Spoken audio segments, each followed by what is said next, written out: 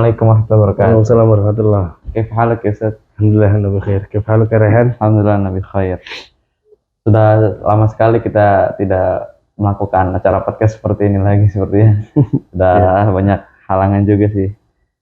Sebelum-sebelumnya kita sudah membahas para tabi'in dari Hasan al-Basri, Imam Asy-Sya'bi, kemudian Sa'ad bin Zubair. Mungkin sekarang berarti kita akan bahas ke sahabat yang keempat. Ya, Mungkin siapa tabi'in yang keempat. tabi'in? Ya. Insyaallah kita akan membahas dan bercerita dan juga mengambil ibrah pelajaran dari seorang tabi'in yang mulia, namanya Sayyid bin al-Musayyib. Sayyid bin al-Musayyib ini beliau dijuluki sebagai kibarut tabi'in, ya. Para pembesar tabi'in, termasuk pembesaran tabi'in. Nah, kemudian beliau juga dijuluki sebagai salah satu di antara fuqaha us-sab'ah Madinah, 4 ahli fikih dari kota Madinah. Di antaranya ada Said bin al-Musayyib nih, yang paling utamanya di antara fuqaha us-sab'ah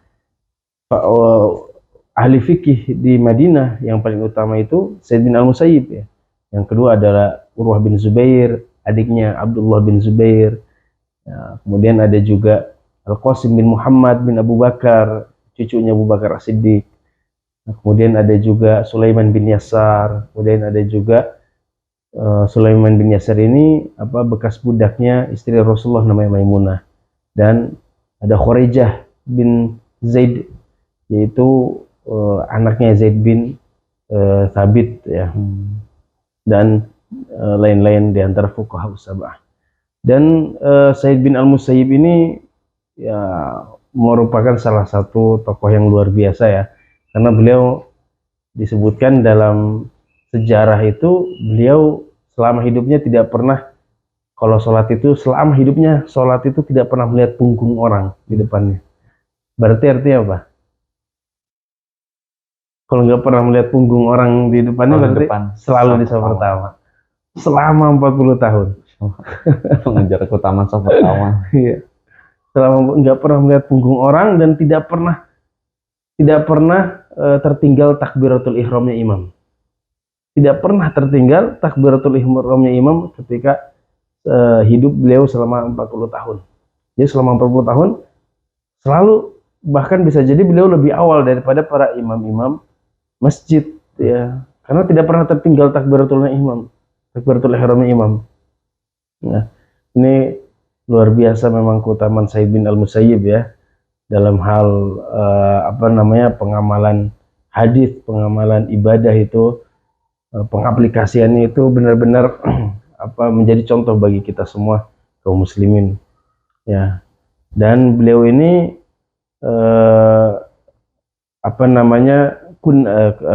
nasabnya adalah Said bin al-Musayyib bin Hazan. Hazan ini kakeknya Sayyid, kakeknya Said yang bernama Hazan ini seorang sahabat Rasulullah, dan ayahnya pun Musayyib ini sahabat Rasulullah juga. Kalau Hazan ini kakeknya Sayyid ini masuk Islamnya ketika Fathul Makkah ya, ketika Fathul Makkah, dan beliau wafat atau syahid pada perang Yamamah pada masa kekhalifahan Abu Bakar As-Siddiq melawan Nabi palsu. Adapun ayahnya Musayyib ini termasuk yang ikut dalam peristiwa Bai'atur Ridwan. Ya, Bai'atur Ridwan atau janji setia setelah terjadinya perjanjian Hudaybiyah dengan orang-orang Quraisy. Nah, ini Said bin al-Musayyib ya. Karena beliau ini lahir di Madinah. Ya, Said ini kan lahir di Madinah tepat 4 tahun pasca 4 tahun ketika Umar bin Khattab menjadi khalifah. Jadi 4 tahun Umar bin Khattab menjadi khalifah, lahirlah Said bin al-Musayyib ini. Maka karena beliau lahir di kota Madinah, banyak para sahabat itu kan, para sahabat yang ahli fikih ya, para sahabat yang senior masih pada hidup di zamannya Umar bin Khattab. Maka beliau berguru kepada para sahabat itu, di antara gurunya Said bin al-Musayyib ya bisa kita sebutkan Sa'ad bin Abi Waqqas ya, kemudian Abu Hurairah, kemudian ada juga Abu Bakar As-Siddiq, kemudian ada juga Afwan, Abu Bakar nggak menjadi gurunya beliau karena beliau kan lahir pada masa Khalifah Umar bin Khattab. Umar ya maksudnya, Umar sendiri itu yang jadi gurunya beliau. Kemudian Utsman bin Affan juga jadi gurunya beliau, termasuk istri-istri Nabi Muhammad SAW menjadi gurunya beliau. Aisyah, Ummul Mukminin, Ummu Salamah jadi gurunya beliau. Bahkan anaknya Abu Bakar, Asma binti Abu Bakar menjadi gurunya beliau. Ya, maka karena beliau berguru kepada para sahabat yang luar biasa ya ilmunya, maka beliau tidak heran dijuluki sebagai ahli fikihnya kota Madinah.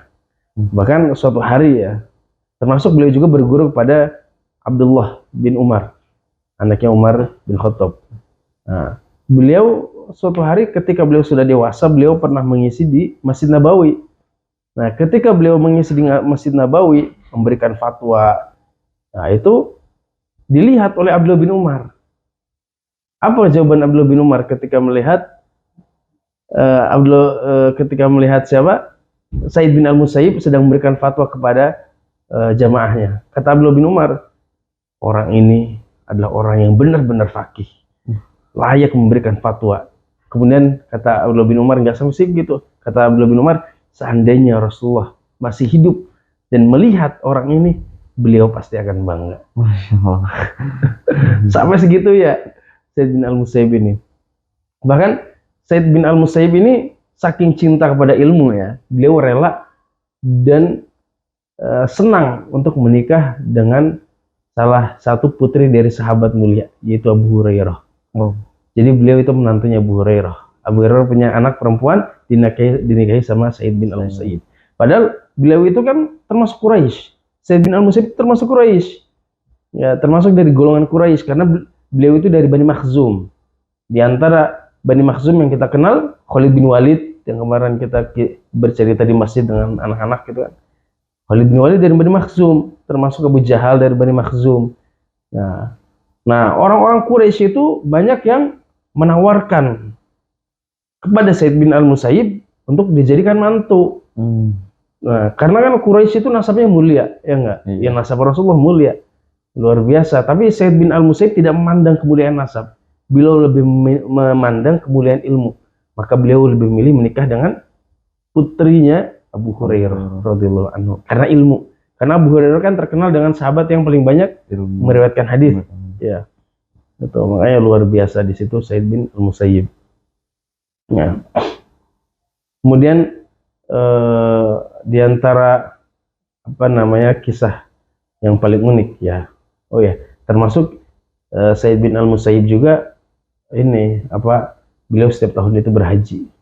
Makanya beliau selama hidupnya disebutkan 40 kali beliau berhaji. 40 kali. Berarti setahun bisa sekali itu ya. Iya. 40 kali berhaji. 40 kali. Ya, itu setahun bisa sekali itu beliau. Makanya luar biasa. Bisa jadi beliau ketika berhaji udah 40 kali berhaji, terus kemudian beliau nggak pernah tertinggal sholat. Ya, selalu soft di pertama selama 40 tahun nggak pernah melihat punggung orang sholat, nggak pernah tertinggal takbiratul ihramnya imam. Itu berarti dalam safar pun ketika azan sudah dikumandang beliau langsung mendatangi masjid. Berarti kan seperti itu kan? Iya. Karena beliau itu disebutkan saking cintanya terhadap ilmu, terutama hadis, beliau rela berjalan jauh meskipun yang beliau dapat hanya satu hadis. Itu kesungguhan Said bin Al-Musayyib dalam menuntut ilmu. Ya, ada kisah yang unik dari Said bin Al-Musayyib, yaitu ketika beliau pernah berselisih dengan Khalifah Abdul Malik bin Marwan. Jadi Abdul Malik bin Marwan ini kan menjadi khalifah di zaman Bani Umayyah. Ya, ketika itu otomatis ketika Abdul Malik bin Marwan menjadi khalifah, otomatis Said bin Al-Musayyib sudah tua. Iya. Ya kan? Ya kan udah Bani Umayyah. Beliau lahir di zaman Umar bin Khattab. Udah tua. Nah, suatu hari Abdul Malik bin Marwan ini ingin melakukan haji. Maka beliau berangkat dari istananya Damaskus. Kan Bani Umayyah kan pemerintahnya di Damaskus ya, di Syam. Nah, dari Damaskus beliau membawa rombongan, membawa para gubernurnya, membawa para pejabat-pejabatnya, ya, bawa kemudian iring-iringan menuju ke Madinah. singgah dulu di Madinah. Beliau ingin berziarah ke makamnya Rasulullah SAW. Beliau ingin menengok Masjid Nabawi. Nah, ketika beliau di situ, beliau mendirikan kemah, ya, bersama para pejabat-pejabatnya, menginap di Madinah tersebut. Nah, ketika itu beliau sempat sebelum masuk ke kemahnya atau masuk ke kamarnya, beliau sempat sholat dulu di Raudhah Asy-Syarif, ya, Raudhah samping kamarnya Rasulullah, samping makamnya Rasulullah. Beliau sholat, beliau berdoa, bermunajat kepada Allah. Lalu kemudian beliau melihat majelis-majelis ilmu.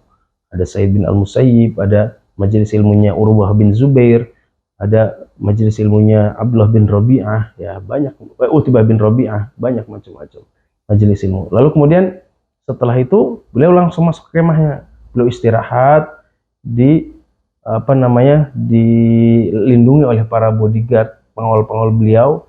Beliau juga membawa anak-anaknya untuk melakukan haji. Ya, kemudian tiba-tiba beliau bangun dari tidurnya. Setelah bangun, beliau merasa resah dari bangun tidur. Ya, enggak seperti biasa. Akhirnya beliau memanggil pembantunya Maisarah. Maisarah, kemari. Tolong panggilkanku seorang ulama yang masih ada majelisnya halakoh di Masjid Nabawi. Ya, tolong panggilkan kepadaku karena aku butuh seorang ulama untuk memberikan nasihat kepadaku, memberikan satu hadis kepadaku. Ya, kemudian kata Maisarah, baik, aku akan datang ke Masjid Nabawi. Ketika beliau datang ke Masjid Nabawi, ternyata semua halakoh yang tadi dilihat oleh Abdul Malik bin Marwan udah selesai. Tinggal sisa satu halakoh, halakohnya Said bin Al-Musayyib. Ketika itu Said bin Al-Musayyib umurnya udah 60-an tahun. Ya, udah tua. Dan Maisarah karena nggak celingak nggak lihat, tinggal Said bin Al-Musayyib dipanggil dari jauh. Hei, Anda, sini. Hei, sini Anda, digituin. Said bin Al-Musayyib, ya kan beliau merasa, ya Allah ini orang nggak sopan sekali, ya kan. Akhirnya pura-pura dihiraukan sama beliau, nggak ditanggap, cuman sampai akhirnya Maisarah ini kesel. Dia tadi manggil nunjuk gini nggak ditanggap, didekatin, lebih dekat. Hei kamu, kan dari tadi saya panggil, kenapa kamu tidak kemari? Anda manggil saya, iya. Atas dasar apa Anda manggil saya? Hal apa? Ada keperluan apa? Amirul Mukminin Abdul Malik bin Marwan menginginkanku untuk memanggil seorang ulama, ya, yang masih mengajar di Masjid Nabawi untuk menghadap kepada Abdul Malik bin Marwan. Kemudian kata Said bin Al-Musayyib, jawabannya keren. Anda tahu masjid ini luas. Nah, silahkan kalau mau dia datang ke sini, duduk sebelah mana. Karena yang butuh siapa? Dia, bukan saya. Khalifah. Yang butuh dia, bukan saya. Terus beliau mengatakan, al-ilmu yu'ta wa la ya'ti. Ilmu itu didatangi dan bukan mendatangi. Ya, ilmu itu harus didatangi. Kalau yang butuh, bukan ilmu yang mendatangi. Wah, kata Maisarah ini udah nggak bisa dibujuk ini orang. Ya. Ini orang nggak bisa dibujuk. Akhirnya pulang, menghadap ke Abdul Malik bin Marwan. Ditanya, wahai Khalifah Amirul Mukminin, ya saya lihat di Masjid Nabawi tidak ada halakoh kecuali halakoh satu orang. Seorang kakek tua sekitar umur 60 tahunan, tapi ada wibawa di wajahnya. Tapi ketika aku panggil, dia tidak mau, malah dia jawab, masjid ini luas, kalau mau Khalifah yang datang ke sini. Siapa? Abdul Malik bin Marwan langsung tahu siapa yang ngomong kayak gitu. Celaka, pasti yang ngomong kayak gitu Said bin Al-Musayyib nih. Langsung tahu siapa Abdul Malik bin Marwan. Seandainya kamu Maisarah, nggak usah datang ini itu orang. Celaka, marah. Tiba-tiba Abdul Malik bin Marwan langsung marah. Tahu-tahu itu Said bin Al-Musayyib, langsung dia masuk ke kemahnya, ke kamarnya sambil marah-marah. Anaknya Abdul Malik bin Marwan kan terkenal, anaknya banyak beliau itu. Cuman yang paling terkenal, yang kita kenal tuh, anak pernah cerita, ada siapa? Hisham bin Abdul Malik, ada Maslamah bin Abdul Malik, ada Al-Walid bin Abdul Malik yang paling tua, ada juga Sulaiman bin Abdul Malik. Itu nanti yang menjadi khalifah setelah Abdul Malik bin Marwan. Nah, langsung putra Abdul Malik bin Marwan yang paling sulung, ya bukan yang paling sulung sih, yang namanya Hisham bin Abdul Malik, termasuk yang paling kecil. Bertanya, ngomong, siapa yang berani menolak permintaan sang khalifah, padahal seluruh dunia tunduk kepadanya, dan raja-raja Romawi takut gentar dengan wibawanya. Siapa yang berani? Langsung kakaknya yang bernama siapa? Yang bernama Sulaiman ngomong, kamu tahu nggak kenapa Said bin Al-Musayyib bisa seperti itu kepada ayah kita, Abdul Malik bin Marwan?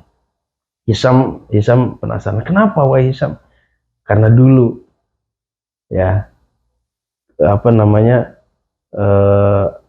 ayah kita Said bin Al-Musayyib, ayah kita Abdul Malik bin Marwan pernah ingin melamar putrinya Said bin Al-Musayyib untuk kakak kita yang bernama Walid.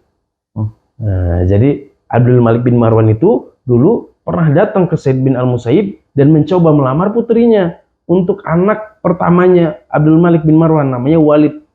Tapi ditolak sama Said bin Al-Musayyib. Tapi ditolak, kata Sulaiman cerita. Tapi Said bin Al-Musayyib itu menolak lamaran ayah untuk kakak kita, Al-Walid. Kaget Hisham. Pantesan ayah kita tuh marah ketika disebutkan nama Said bin Al-Musayyib karena lamarnya ditolak. Ya, Hisham penasaran, semua anaknya penasaran. Kok ada orang yang menolak lamaran putra khalifah?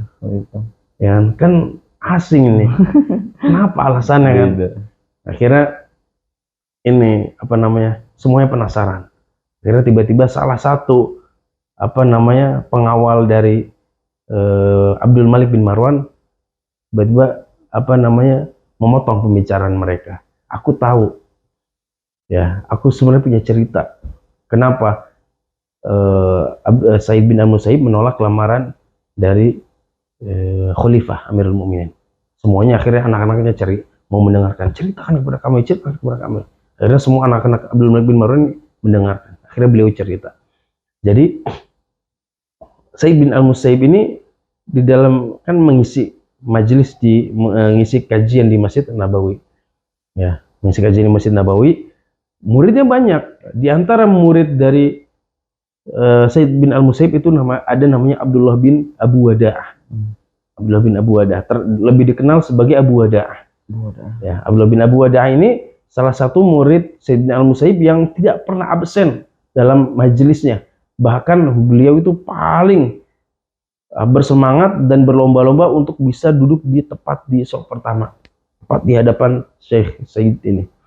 Nah, kemudian pada suatu hari Said bin Al-Musayyib ini tiba-tiba nggak ikut di majelisnya. Siapa Abu Wada'ah ini? Abdullah bin Abu Wada'ah ini, kita sebutnya Abu Wada'ah aja ya biar gampang. Abu Wada'ah ini tidak hadir di majelisnya Said bin Al-Musayyib 3 hari berturut-turut. Otomatis kan dikenal nih sama Said bin Al-Musayyib kan, karena selalu di saf terdepan.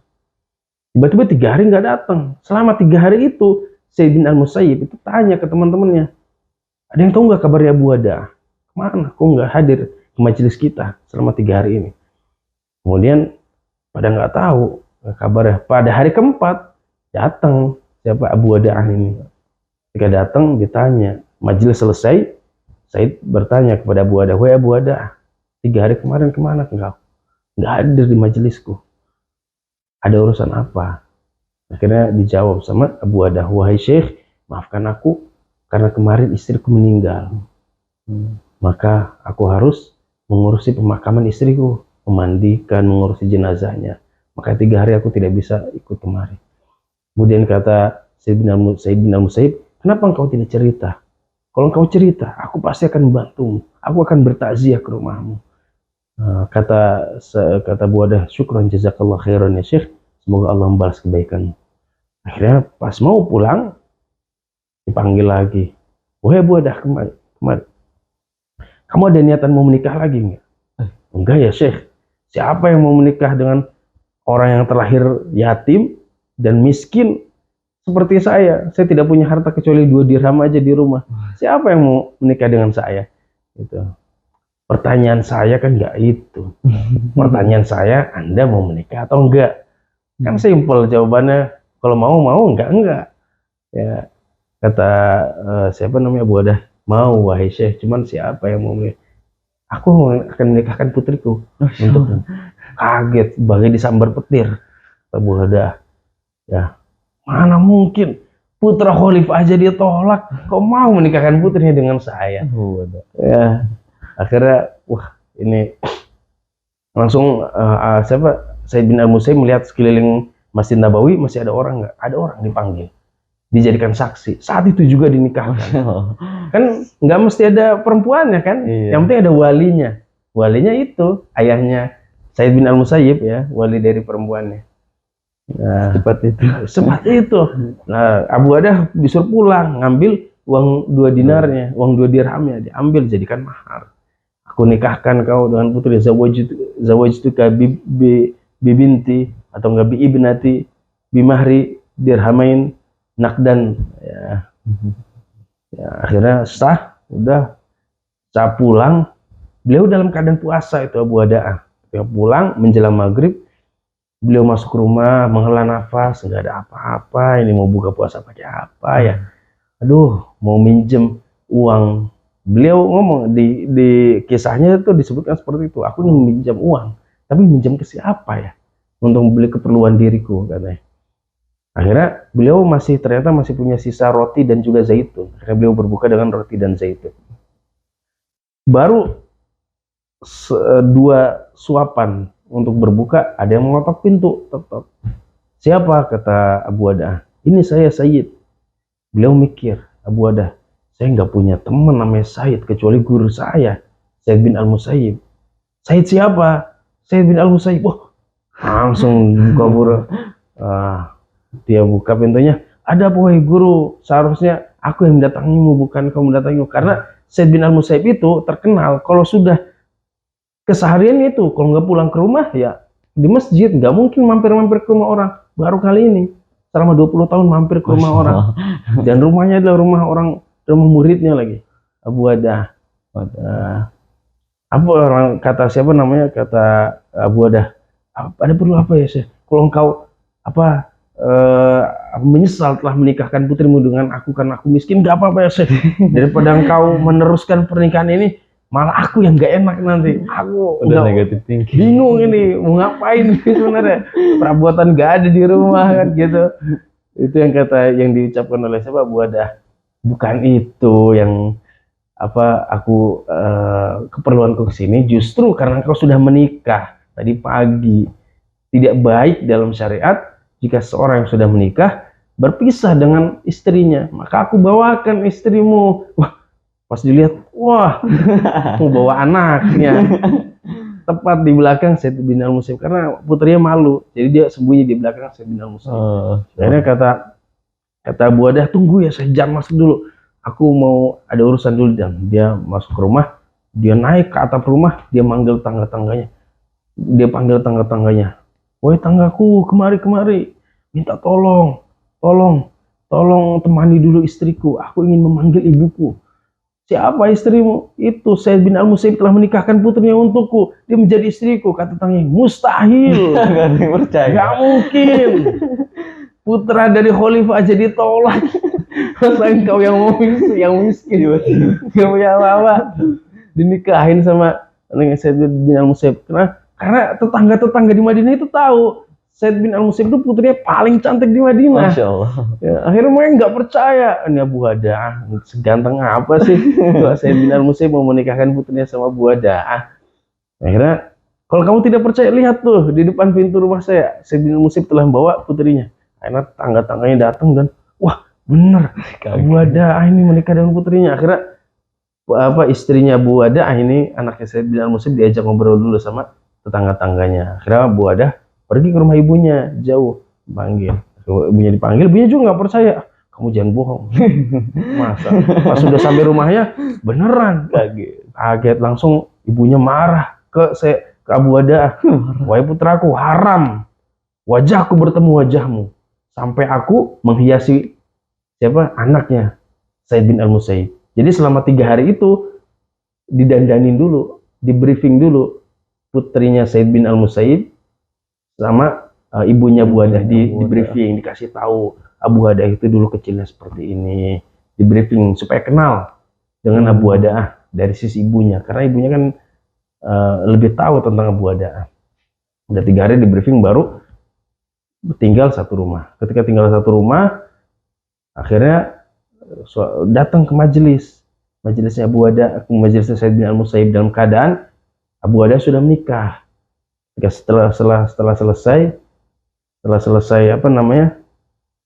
majelis, dipanggil Said bin Al-Musayyib manggil Abu Hadah, ya, wahai Abu Hadah, gimana keadaan istrimu, keadaan putriku? Terus kata Abu Hadah, alhamdulillah wahai guruku, putrimu dan istriku dalam keadaan dicintai oleh teman-temannya, dia dibenci oleh musuh-musuh Allah. Bahasanya bahasa balaghah lah, bahasa yang penuh makna. Ya, terus kata siapa? Kata Said bin Al-Musayyib, alhamdulillah kalau keadaannya seperti itu. Akhirnya kamu ada apa di rumah untuk makan? Nggak ada apa-apa sih. Aku kan miskin. Akhirnya dikasih harta sama siapa? Sama Said bin Al-Musayyib nih. Aku kasih uang. Silahkan kau belanja, beli keperluanmu. Kau beli apapun yang kau inginkan. Ya, ini. Nah, jadi Abu Hadah itu ya masih diberi sangon sama orang tuanya. Akhirnya dia beli keperluan dari uang yang dikasihkan oleh Said bin Al-Musayyib. Akhirnya pulang, keesokan harinya Abu Hadah mau menuntut ilmu lagi di majelis Said bin Al-Musayyib. Ditahan sama istrinya. Ya, kamu mau kemana? Aku mau berguru dengan ayahmu, Said bin Al-Musayyib, guruku. Nggak perlu, kamu sekarang duduk di rumah, karena semua ilmu Said bin Al-Musayyib ada padaku. Masya Allah. Ya, Masya Allah. Jadi itu, ya, Said bin Al-Musayyib. Nah, itu kemudian akhirnya setelah mendengar cerita itu dari salah satu pembantunya Abdul Malik bin Marwan, anak-anak ya Abdul Malik bin Marwan langsung ngomong ke yang bercerita ini, sungguh ini orang luar biasa. Kenapa?